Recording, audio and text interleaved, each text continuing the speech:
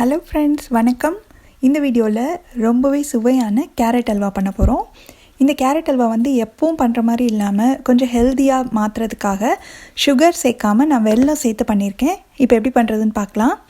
வீடியோக்குள்ளே போகிறதுக்கு முன்னாடி நம்ம சேனலை இது வரைக்கும் சப்ஸ்கிரைப் பண்ணாதவங்க இப்போ சப்ஸ்கிரைப் பண்ணிவிட்டு பக்கத்தில் உள்ள பெல் பட்டனையும் கிளிக் பண்ணிக்கோங்க. பண்ணுறதுக்கு நல்ல ஒரு அகலமான பாத்திரம் எடுத்துகிட்டு அதில் ஒரு 2 டேபிள் ஸ்பூன் அளவுக்கு நெய் சேர்த்துக்கலாம்.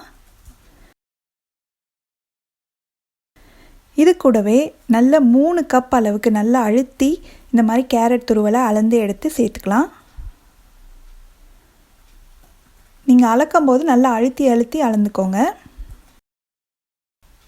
இப்போது இந்த நெய்லேயே இந்த கேரட்டை நல்லா வதக்கிக்கணும். கேரட்டோட கலர் இப்போ பார்த்திங்கன்னா நல்ல ஒரு பிரைட் ஆரஞ்சாக இருக்கு இல்லையா, இது கொஞ்சம் கலர் மங்குற மாதிரி இருக்கும். அந்த அளவுக்கு நம்ம மிதமான சூட்லேயே நல்லா வதக்கிக்கணும். ஒரு 5 நிமிஷம் ஆகும்.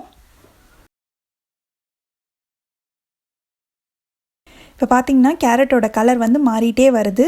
இது ஃபுல்லாகவே இந்த மாதிரி கலராக ஒரு லைட் கலராக மாறணும். அது வரைக்கும் இது நல்லா ஒன்று போல் வதக்கி விட்டுட்டே இருங்க.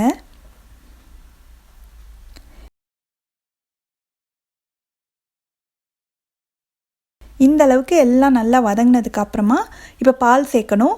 நான் எந்த கப்பில் கேரட் அளந்தேனோ அதே கப்லேயே 3 கப் கேரட் சேர்த்தோம் இல்லையா, அதனால 3 கப் அளவுக்கு காய்ச்சி ஆற வச்ச பால் சேர்த்துக்கலாம்.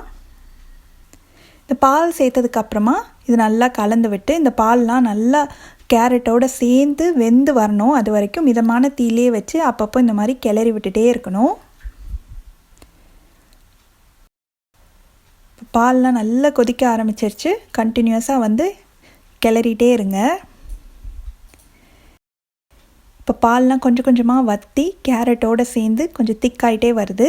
இன்னுமே நல்ல பாலெல்லாம் கம்ப்ளீட்டாக வற்றுற வரைக்கும் நம்ம கிளறிட்டே இருக்கணும். இதுக்கு ஒரு 10லேருந்து 15 நிமிஷம் ஆகும். இப்போ பார்த்திங்கன்னா நம்ம சேர்த்த பாலெல்லாம் ஆல்மோஸ்ட் வற்றிடுச்சு. நல்ல கேரட்டும் சூப்பராக வெந்துடுச்சு. இந்த ஸ்டேஜில் தான் நம்ம வெல்லம் சேர்க்கணும். நான் 1 கப் அளவுக்கு பொடி பண்ண வெல்லம் எடுத்திருக்கேன், அது சேர்த்துக்கலாம். கேரட்டில் ஆல்ரெடி இனிப்பு இருக்கும் அப்படின்றதுனால நான் 1 கப் சேர்த்துருக்கேன். உங்களுக்கு இனிப்பு சுவை இன்னுமே கம்மியாக வேணும்னு நினச்சிங்கன்னா நீங்கள் 3/4 கப் கூட சேர்த்துக்கலாம். 1 கப்புன்றது கரெக்டான அளவுள்ள இனிப்பாக இருக்கும். இப்போ இந்த பொடிச்ச வெல்லத்துக்கு பதிலாக நீங்கள் நாட்டு சக்கரை வேணுனாலும் சேர்த்துக்கலாம். இப்போ நல்லா கலந்து விட்டு குக் பண்ணிகிட்டே இருக்கணும். வெல்லம் ஃபஸ்ட்டு இலகி இந்த மிக்சரே கொஞ்சம் நீர்த்து போகிற மாதிரி இருக்கும். நீங்கள் கண்டினியூஸாக மிக்ஸ் பண்ணி குக் பண்ண நல்லா சூப்பராக ட்ரையாக வந்துடும்.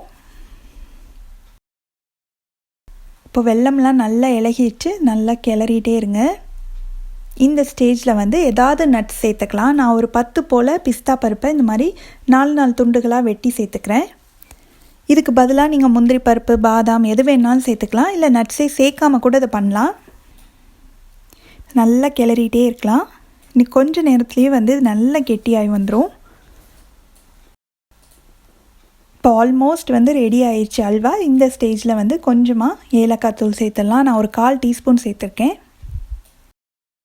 நல்லா கிளறிட்டே இருக்கணும்.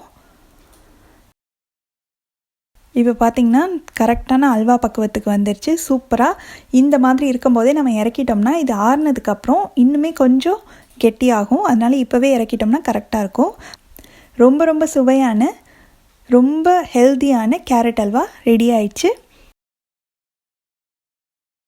நீங்களும் இந்த ரெசிபியை கண்டிப்பாக வீட்டில் ட்ரை பண்ணி பார்த்துட்டு எப்படி வந்ததுன்ற கமெண்ட்ஸை மறக்காமல் ஷேர் பண்ணுங்கள். தேங்க்ஸ் ஃபார் வாட்சிங்.